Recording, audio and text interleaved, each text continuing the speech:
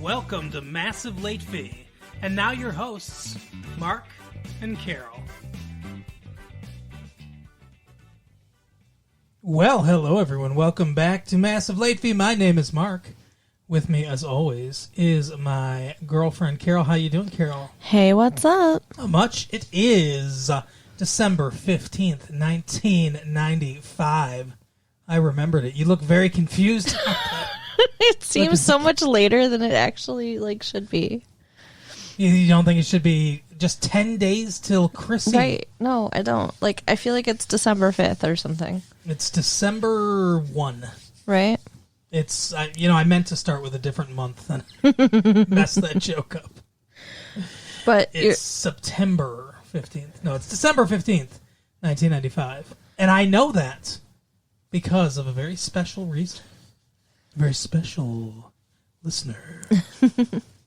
Because we got a lovely letter from... I'm gonna sit right down and write myself a letter. What? Make believe that it came from you. It's a Dean Martin song. Oh, I don't know I'm gonna Grandpa. write words oh so sweet. They're gonna knock you off your feet. So that's for you, Susan. Susan! Susan, happy birthday! Happy birthday, Susan. Susan wrote us and said, I love your tapes. Hello, my name is Susan. I absolutely love your show. My birthday is the 15th. That's the day your episode comes out, since Mark probably needs reminding. He got it right today, all because of you. I know. I'm not having a party this year, and that kind of bums me out, but I get to celebrate with you, and that makes me happy. Aw, we're happy to celebrate with you, too. Absolutely. Having your show really makes things better and easier. I know it's silly, but I really feel like you are like friends. Oh, you are our friend, Susan. Only you never hear what I say to you. Haha. That's funny to think of, somebody's out there talking back. I now know where the voices in my head come from. Right? So that's good. So I am hearing you, Susan. And I will not kill anyone. Here's hoping. Anyway, if you wouldn't mind giving me a shout out for my birthday on your show, that would be great. Shout out! I hope you two do get married. You're such a cute couple. Well, we have to because he's got to do my laundry. That's right. So. Well, maybe. We'll see. Oh, it's happening. Depending if I'm right or wrong. Thank you for all the laughs and positivity of your show. It's like therapy for me. Sincerely, Susan. Thank you so much, Susan. Very, very nice, Susan. Happy birthday, Susan. Hope you're having a fantastic day. Absolutely. Should we sing her happy birthday? Let's do it. I think we should. All right, ready? All right. Happy birthday to you. Happy birthday to you. Happy birthday, dear Susan. Happy birthday to you. Yay. Yay. And many more. No, thank you for writing to us, Susan, and I'm glad that we can be a part of your life. Yes, it means the world to us. Thank you. Being a part of people's lives, though, is a big responsibility for network anchors. Uh-oh. What happened to the network anchor? Well, it's just, I think this is one of those, it's a slow news day stories. Okay. Because the headline of this story is, next batch of anchors will challenge tradition. Okay. And then they point out, they talk about Walter Cronkite, because I guess Walter Cronkite is the yardstick upon which all television news anchors are measured against. Right. And as the anchor role has long been viewed as the most prestigious in network journalism. I suppose if you're on one of those big national ones, sure. And men who attain it usually stay at their desks for years. What about women? There are no women anchors. There are no women anchors? There are also no black men anchors. Every anchor for a major television network, in my memory anyway, has always been basically a middle-aged white man. What the fuck? That's not right. Well, that's how it is. Get it together, people. Dan Rather of CBS is 63, Peter Jennings of ABC is 57, and Tom Brokaw of NBC is 55. So they're aging out. Each has held his job for more than a decade. None talks of retiring soon. I don't know why they would necessarily. And last month, NBC gave Brian Williams, 36, the White House correspondent and substitute anchor, a contract that will pay him more than $1.5 million a year through the year 2000, tacitly anointing him as Brokaw's successor and another perpetrator of the Cronkite tradition. I don't know, what do they mean, just a white male, or do they mean, because Walter Cronkite was on CBS, Tom not Tom Brokaw of NBC, but Dan Rather of CBS is the one that took over for Walter Cronkite and supposedly keeps up the Cronkite tradition. I want to understand why they make $1.5 million a year. Oh, I guess, yeah, yeah, I don't know. I guess there's money in it, I suppose, right? Advertising dollars. I guess I want some of that. I guess I'm going to be... What kind of degree do you need to be a... Journalism, I would assume. Even though they're not writing, they're reading off a teleprompter and smiling at a camera? Yes. Although, I mean, to be fair, Dan Rather did report on... When Walter Cronkite did the whole... I mean, famous for the Kennedy assassination, and all that stuff. Dan Rather was the person... getting into Parkland Hospital. He was in Dallas. He was, the correspondent on the scene giving updates to Walter Cronkite. So, I mean, he earned his stripes a little bit in journalism. But it actually points out what you said. That's what it's talking about with the Cronkite tradition. The three major television networks bring pleasant, respectable-looking, middle-aged white men into American homes to deliver the day's news. So that's what they're talking about. And I guess what they're saying is that they should diversify that into, maybe a black man here or there, or a female man. Well, I guess... I'm guessing it'll be a black man before it will be a woman, because that's how, voting went, so... That is how voting went. 13th Amendment. Although, in the South, white women had... I mean, black men technically had the right to vote before white women, but black people weren't really allowed to vote until after the Voting Rights Act and the Civil Rights Act in the mid-'60s, so in the South anyway. There were a lot of barriers to it. But yes, that is true. Constitutionally, men were favored above women, even if they were black. Penis before skin. Apparently, I guess. I don't know. Speaking of penis before skin, though. Foreskin. Don't let... Yeah, there was a pun there that we missed out on. We did. Penis before skin. No. We're letting them slip by tonight. But don't let Faygo slip by your skin or penis, I guess. What? They're talking about the Insane Clown Posse. Okay. A local group that is becoming all the rage. They sound like fucking horror movie characters. Well, it's sort of like a horror kind of, they're shaggy, too dope. They take Faygo and they spray it all over their fans. I would not like that. Would you like that? No, but I don't like. Yeah, I've heard their music. It's not really for me. It's kind of like rap. They're white guys. Oh God, more white rappers? Come on. But they're from Detroit. That doesn't make it better. At least they have that going for them. I guess. But I mean, they're not from Beverly Hills. Well, what does that? yeah. What does David know about the streets? That's true. This isn't 90210. We won't get into it. But listen to the 90210 episode. Yeah.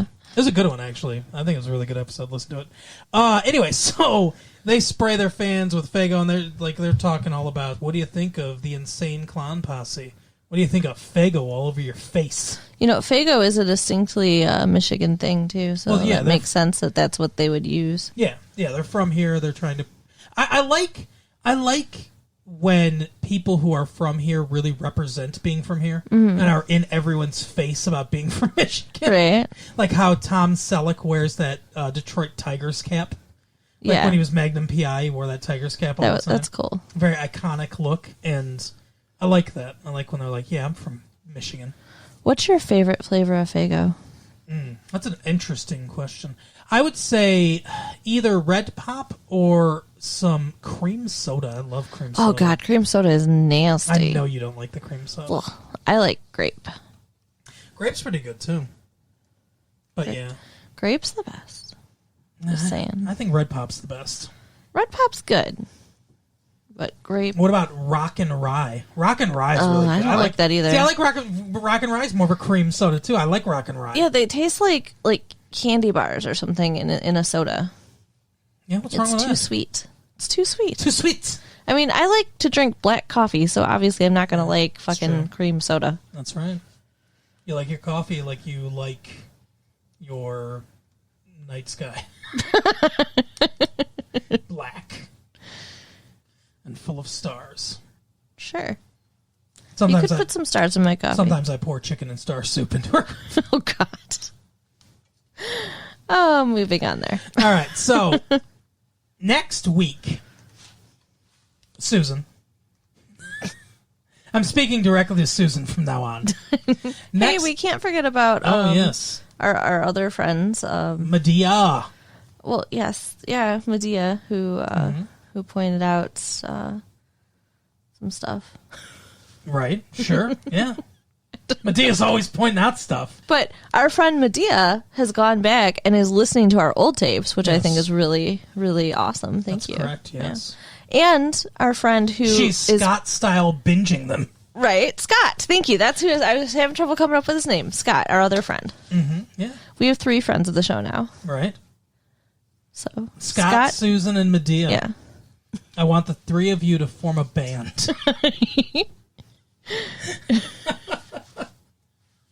The late fee retros. There you go. Anyway, so before we go on our little next week, that's what I was saying. Yes. Next week we're off, but we're going to present you with a best of episode, the best of 1995. Woot woot. Is it really the best? I don't know. It's whatever he happened to think was funny. It's the best I could find. So that's coming out next week, and then the week after that we'll be off for the holidays, and then in January, the first week of January, I think it's January 5th.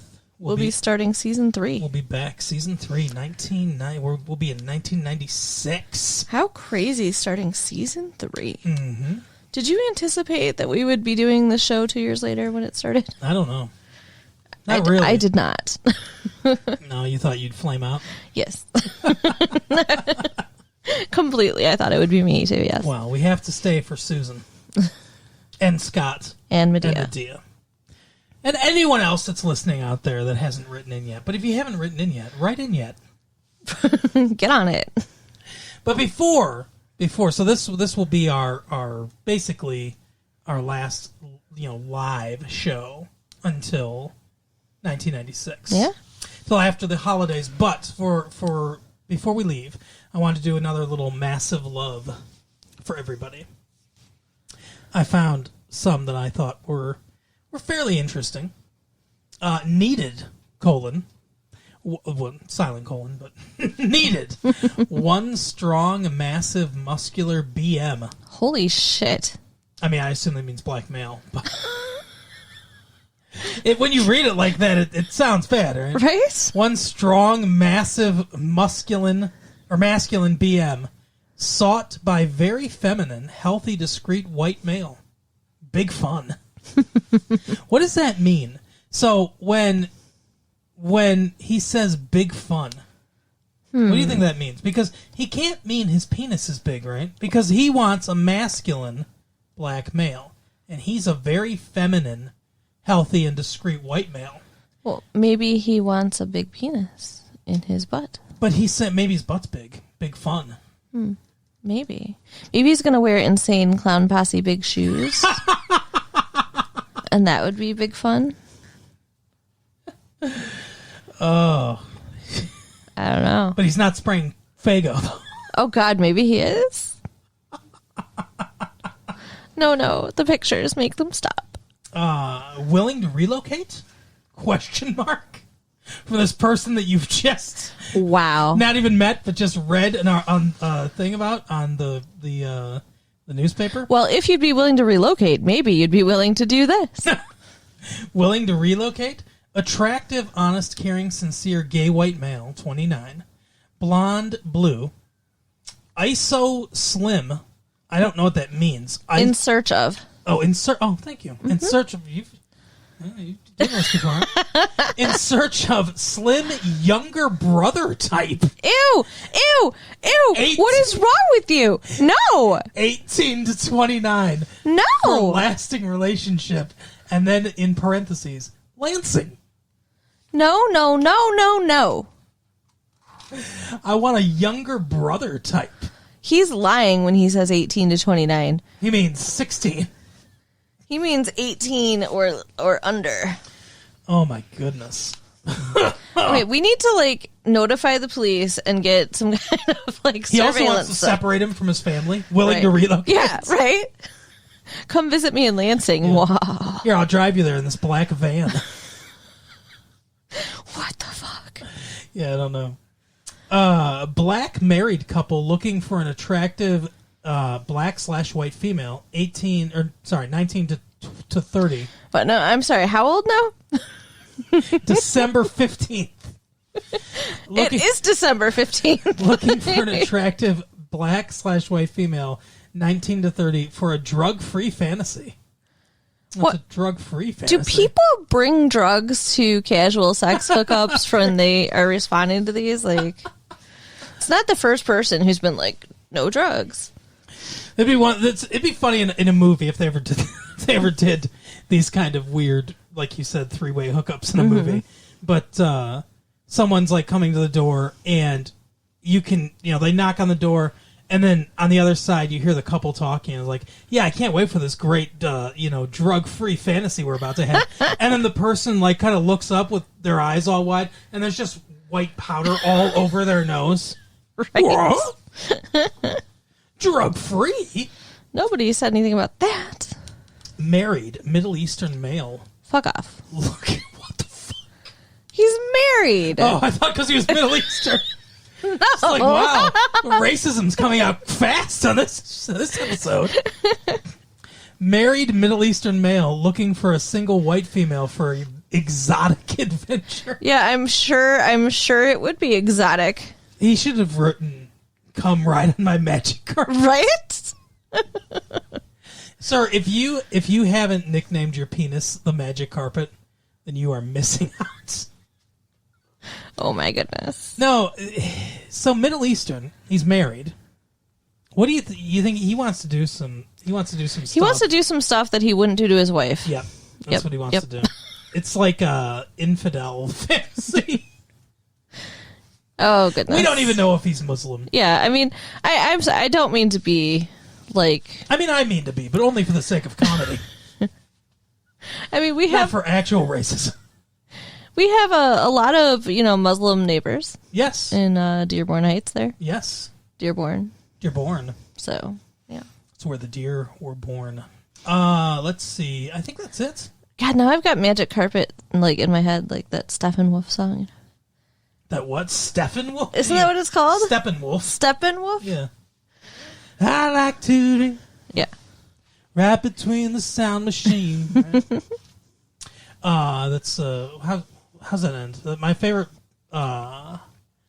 favorite part is towards the end of the, I think, first verse or second verse, where he says, I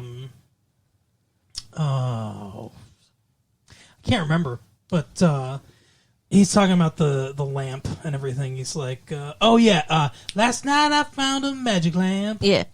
And so I wish that I could stay before the thing could answer me. Well, someone came and took the lamp away. I looked all around. Lousy candles, all I found. Yep. It's a good song. Steppenwolf. It's a great song. It does not speak to a drug-free time, though. No, it doesn't. That's not a drug-free adventure. Listening to Steppenwolf. Wow, that's a very drug-fueled adventure. Yeah, that's pretty much it, though. I only had a few, but I was like, we should do one more, for old time's sake. Yeah, that was fun. I want to try to do one a month. So when I when I go through the newspapers as they come out next year, I'm going to try to once a month. I'm going to try to do one. Speaking from the heart is my favorite segment, so I think we should. Massive love. Whatever. Well, speaking from the heart's what it's actually called in the paper. Massive Love's what we deemed it. I've deemed it the Lonely Hearts Club. Lonely Hearts Club Band. Yes. Well, speaking of Lonely Hearts, we watched Sister. Yeah, I don't really think they're lonely, but sure. Well, they're never lonely because they have each other. Yeah, just your need for segues. I got it. It's okay. Do you think that what if they were on Massive Love? Twins. Oh, jeez. Twin black females. But they're only like 15? Looking for an older brother type. Oh, God. Gross. I guess it would be a little brother for the sitcom, right? Because that's what they always do, like Oliver. Well, they already have a little brother on the Brady type. Bunch. Is that little kid was their little brother? No, I'm saying a little brother type, like their next door neighbor Roger. You know. Oh, okay, yeah, he's a little brother type. They've already cast their annoying kid to help the ratings. But yeah, this Roger. was a Christmassy kind of episode because Christmas is coming. The title of the episode was Christmas. Was it? Yes. Oh wow, that was they were really not shooting very high for the originality there. No, earlier this season they had an episode. It was their Halloween episode. It was titled Halloween. What the frick? Anyway, so yeah, you want me to? How do you want to do this? You want to go through the movie? I'll go through this, or vice versa. I'll go through this. You go through the movie. All right. So, what movie did we even watch? I don't remember. Oh yeah, I remember. Jumanji. I remember. So, all right. It starts out. Sister. That's how it starts out with a theme song. It does. But we've got the two young ladies are talking about going Christmas shopping and which one's how much Tia and which one's Tamara? I do not know. One of them's got curlier hair than the other one. Nuh-uh. And I think that's Tia. I disagree. There's 4 more curls in Tia's hair than there is in Tamara's hair. The Maoris. One of them saved up $490. That's right, Tia. And the other, you don't know. I think Tia's... It's like the Patty Duke show, which we weirdly referenced recently. Yes. But it's like the Patty Duke show. One of them is all rock and roll and I take no responsibility for anything, and the other one is... Because they're twins, so they have to have distinct personalities. They can't just both be normal people. Right. Otherwise, how would you tell them apart? So we got $490, and the other one's like, oh, do you know what this means? Between the two of us, we have $498. Uh-huh. Very, very original joke. So they're all excited to go shopping, and I will say though, I kind of like this show. Yeah, I enjoyed watching it. As dumb as it is, they like. First of all, Tia and Tamara Maori are both really charming, and they'll talk to the camera and stuff like that. And on so many shows, it wouldn't work, right? But they're both really charming people. And, it works. And I love Tim Reed, who was Venus Flytrap on WKRP in Cincinnati years ago, and he's from this area. Thank you, Grandpa, again. Yeah. And Jack A. from 227.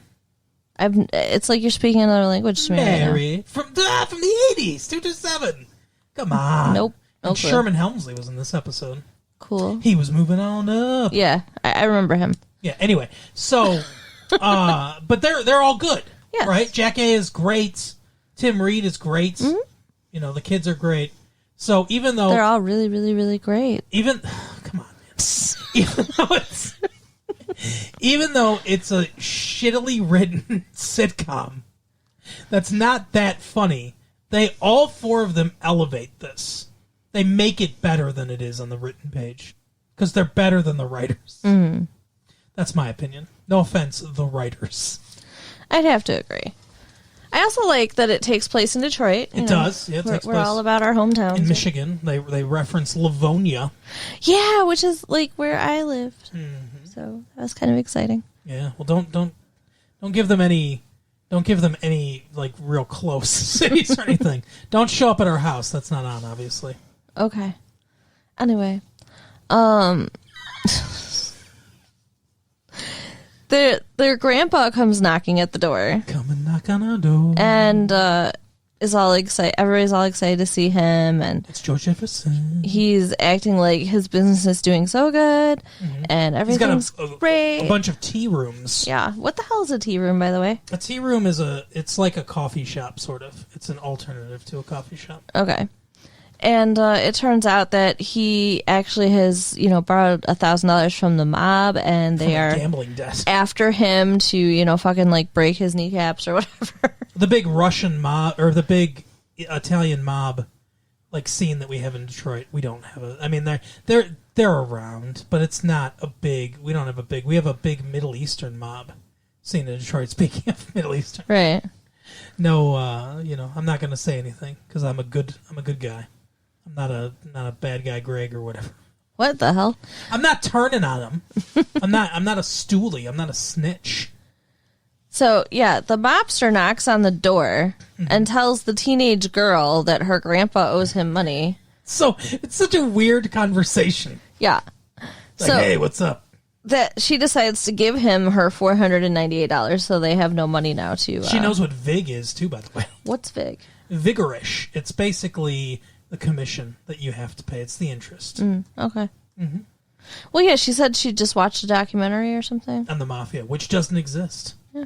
That's what they say, So she gives away all their Christmas money, and she goes to the mall and tells her sister, so they decide they have to get jobs. We got to get jobs. Oh, like no. a bunch of regulars.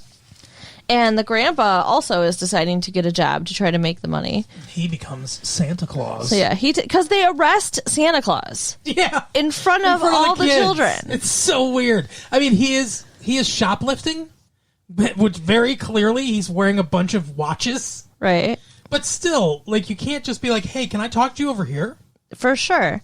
I mean, the kids were all sad, like, "No, Santa, say it ain't so." And those are real kids, right? And then. Right. Oh, God, I didn't really think about... Yeah, what happens to little kid actors and actresses when they're exposed to... That's why they all turn to drugs and die young. Right? Because of Santa. But, I mean, so they see Santa get carted Santa off. sadness. That's what it's called. And then, he gets replaced with, like, this was a white Santa, and now there's a black Santa. But these kids are supposed to believe that, Santa is this one dude, and it's the helpers. Santa's helpers in the mall, right?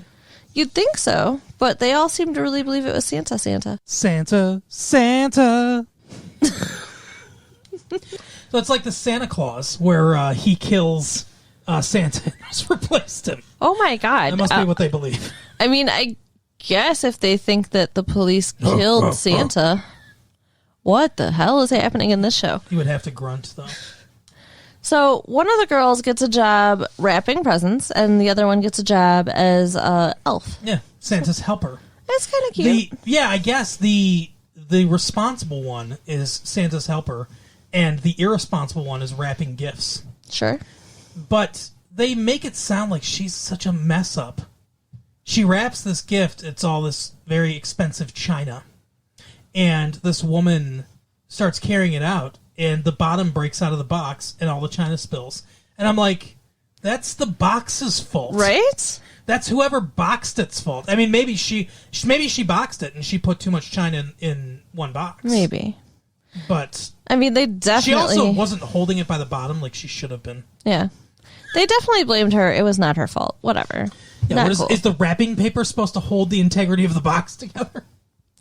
So then the next day, the mob comes back. Because he wants his other $500. Yeah, he took $500. He's like, I'll be back tomorrow for the rest. Yep. So now the mom gives him $500, and so she could only afford to buy each of the girls one present. And they're all so sad because, everybody wants 1,000,000 presents for Christmas. That's not right anyway. But they have this message that, like, giving gifts is better than receiving and stuff. Yeah, they ham-fist a message into this. They do. And, they're all like, oh, we love each other. And then the grandpa, how did he get money? I don't remember. He got money. Well, how did he get the other money? Yeah, because he comes in with all these presents that he bought. Oh, I remember now. Did you say that Jack A gave the mob guy the other $500? Yeah. Okay. I'm sorry, I was only barely listening to you. like all the rest of the time. My mouth's moving. You've got 2 legs and 2 mouths. Oh, and long hair and boobs. Perfect woman. 2 legs. It's everything. Yeah, I know your mouth is moving, but I was looking at other stuff, I guess. I don't know. Anyway, looking at those 2 legs. Right. Hey, I'll tell you, that goes back to our mermaid discussion. You gotta have 2 legs. Gotta. Anyway, so, what was I saying? Oh, yeah. Someone saw how great he was, and they wanted him to teach at USC. Oh, yeah. Which I picked up right away. Mm-hmm. But of course, they go with one of them says, Tierra Tamara's like, oh, the University of Southern California? He's like, no, the University of Santa Claus. Why would anyone have looked at him playing Santa and being like, hey, there's a professor for USC? And, Christmas Eve, that's the night he's going to go and make $1,000 teaching Santas. Yeah, it makes no sense. No. But anyway, maybe it's a signing bonus. Sure. I think that's code for I killed a guy and stole his money. Right. But, and he said it's in Livonia. That's the other thing, too. A black guy willingly going to Livonia. Yeah. Yeah, that's true. It makes it very suspect. Anyway, shout out to Livonia cops. Yeah.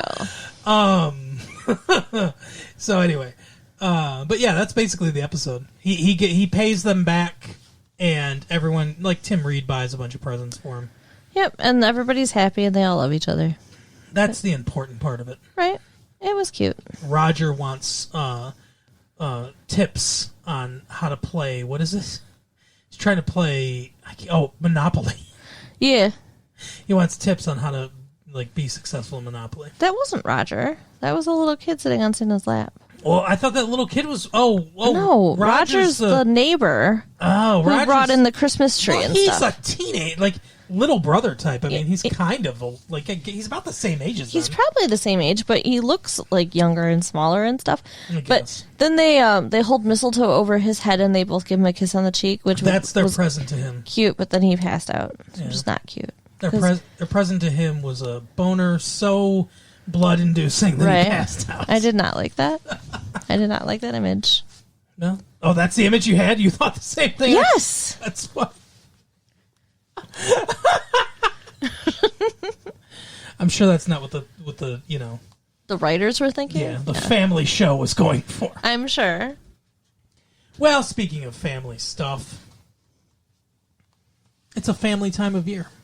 It is. I can't wait for Christmas. I love Christmas. Me too. But we also watched a movie. We did. We watched Jumanji.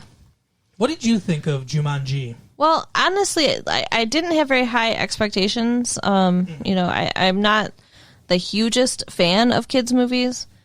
And, I do really like Robin Williams. So, there was that. But I thought it was going to be pretty hokey.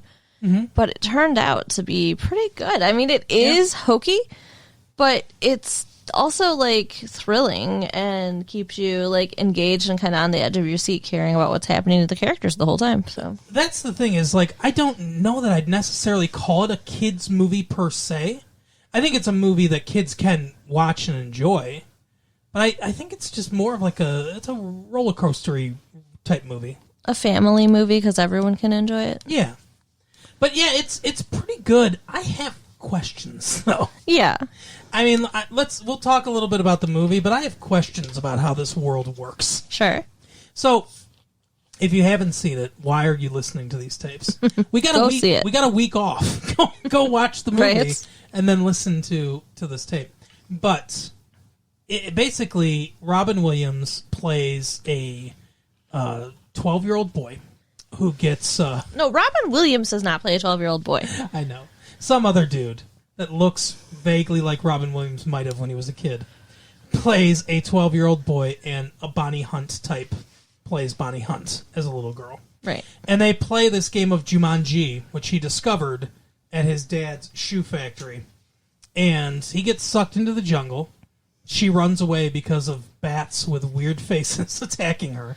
Which it says that he can't get out until somebody rolls a 3 or a 5. And she runs away and doesn't roll the fucking dice. And then 26 years later, a little boy and the vampire from Interview with the little girl vampire from Interview with a Vampire, Yes. Kirsten Dunst. It was interesting to see her not a vampire. Right. Not a creepy little girl that wants to suck people's blood. Right. Anyway, so they find the game and they start to play, and one of them rolls a 5, and Robin Williams pops out 26 years older. Yeah. Yep.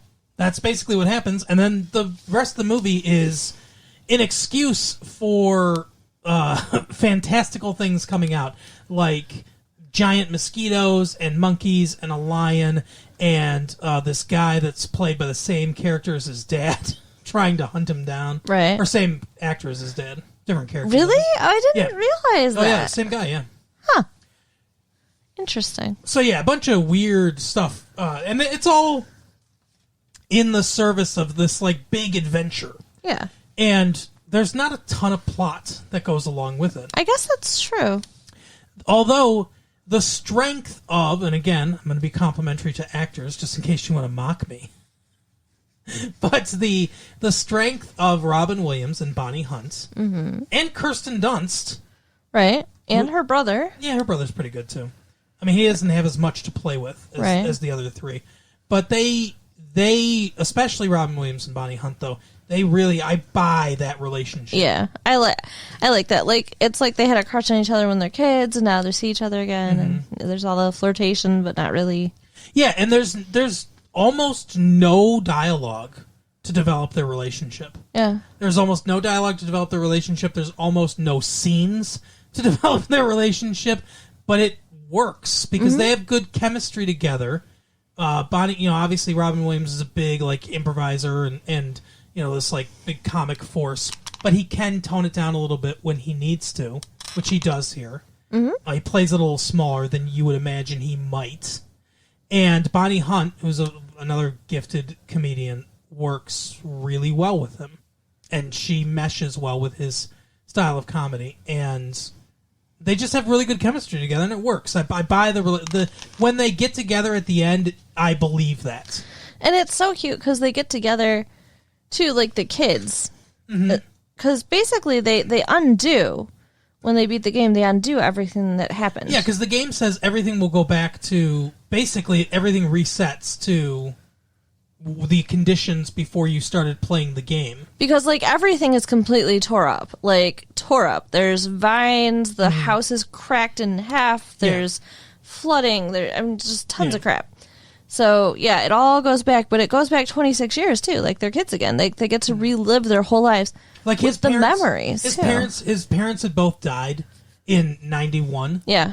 Very close to each other. One was May, one was August. Yeah. And the Kirsten Dunst and her brother, their parents died in a ski accident or something like that, or a car accident. When they were when they were on a skiing trip. And so that all gets, like you said, undone. And they have these memories. So, I mean, this leads into the questions, like, what is this world? Like, what is this game? This game, like, not only can it teleport things to and from some weird dimension. Right, it's like another dimension. Some other realm. But it also has dominion over space and time? Like, what the fuck is this thing? There's some serious magic. Where did this come from? How does it work? I have so many questions. If they make a sequel, I want to see what's in the game. Yeah. The jungle they came from. That would be interesting.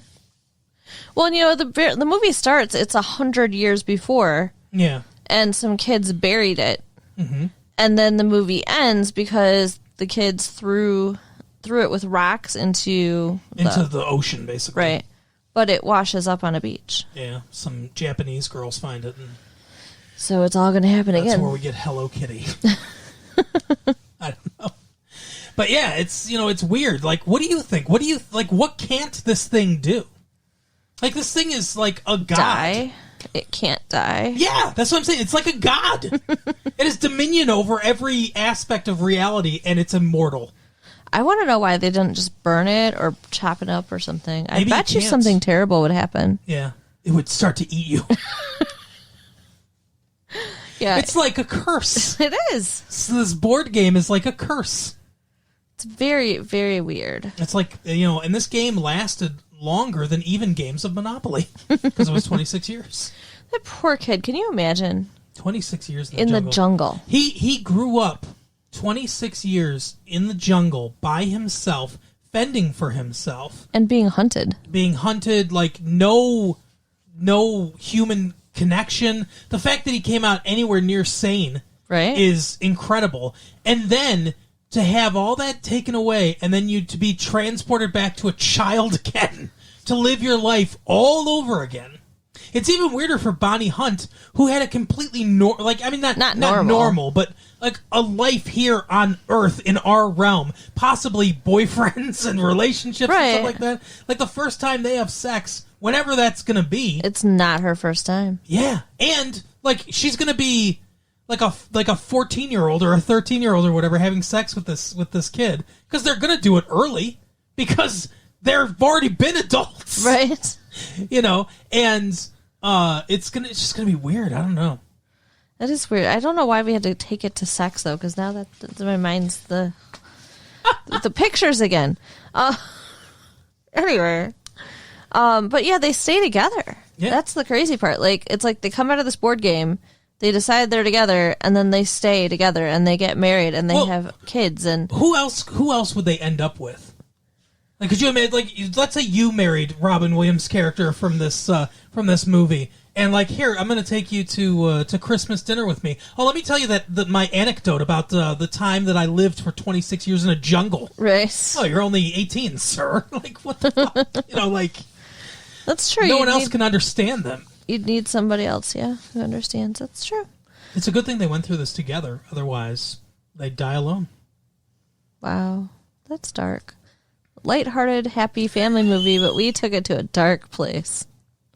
Go us. In there's a lot of darkness under the surface here. Yeah. He disappears into the game, and then what happens in our reality or whatever is the police suspect that his dad chopped his fucking body up yeah. and hid him somewhere. And, no one was ever charged with it, obviously. But that's what the rumor is. Right. Even Bonnie Hunt thinks that. Her therapist has come to, lead her to believe that was what happened. Yeah, her therapist convinced her that she imagined the game, that it wasn't real. Mm-hmm. And the whole town goes under. Like, it goes from being, this really nice little town mm-hmm. to, it looks like a bad neighborhood in Detroit. Because the only thing holding this... Yeah, exactly. It's poor whites instead of poor blacks. But yeah, same thing. But it's like this whole town was held together by the shoe factory. Yeah. It just doesn't make a lot of sense, but whatever. And then, the shoe factory goes under because the dad's so depressed because the son is missing. He spends all of his money looking for him. Yeah. Even though it's one of those, I've got to stiff up a lip and, you should be a man. And he wants to send him to boarding school. I will speak to you as my father spoke to me with a rod. And that kind of stuff, yeah. right? But he apparently really loved him, which was not clear in the beginning of the movie. No. So, I guess that's one good thing is that he comes out of that knowing how much his father loves him. I guess, yeah. It's the ultimate, I'm going to run away, and then they'll be really sorry. Oh, my God. Yeah, 26 years of it, I'm sure. Ooh. Yep. I wonder if the dad thought he ran away because of the fight they had in the boarding school thing. That's what I would have thought. He was going to run away. He packed that suitcase. Yeah, but the suitcase was still there. Oh. That makes it that does make it seem insidious. Yeah. He packed a suitcase, he even put food in there, but no. Yeah. Like I said, there's a lot of darkness going on in this behind the scenes of this very happy, fun-filled extravaganza of a film. And Bonnie Hunt's character, she we said, the therapist made her think that she was crazy. Yep. And everybody thought she was crazy, and everybody treated her badly, and she ended up being a psychic. Yeah, I don't know where that came. I don't know how that came about. She was just leaning into being the town weirdo, I guess. Yeah, I guess. What did she say her name was? Oh, I don't remember. Seneca or something like Yeah. that? Weird. Something very strange. Anyway. But yeah, I mean, I don't have a whole lot more to say about the movie, do you? No, I mean, it's cute. It's definitely worth seeing, but... It's the cutest film about child murder that you'll ever see. No, it's pretty good. Yeah, I mean, yeah. It's a fun adventure. It's like all these questions we asked really don't mean anything. It's a turn your brain off. Yeah, movie. you just don't think about it. You just enjoy it. Yeah, pretty much. And the performances are good. Mm-hmm. But that is the episode for the week, and we're closing the book. So Merry year. Christmas. Merry Christmas, everybody. Happy Hanukkah. Yep. Happy Kwanzaa. All the stuff. Happy Diwali. And we will talk to you at the beginning of season 3. Yes, 1996. Wow. All right. Well, tell the people one last time this year what they should do. Tell your friends about the show. Yeah, tell one friend. And write us, like Susan did, at latefee1994 at AOL.com. Yep. And check out our website at www.retrolatefee.com. There you go. All right. We will see you next time. Bye. Bye.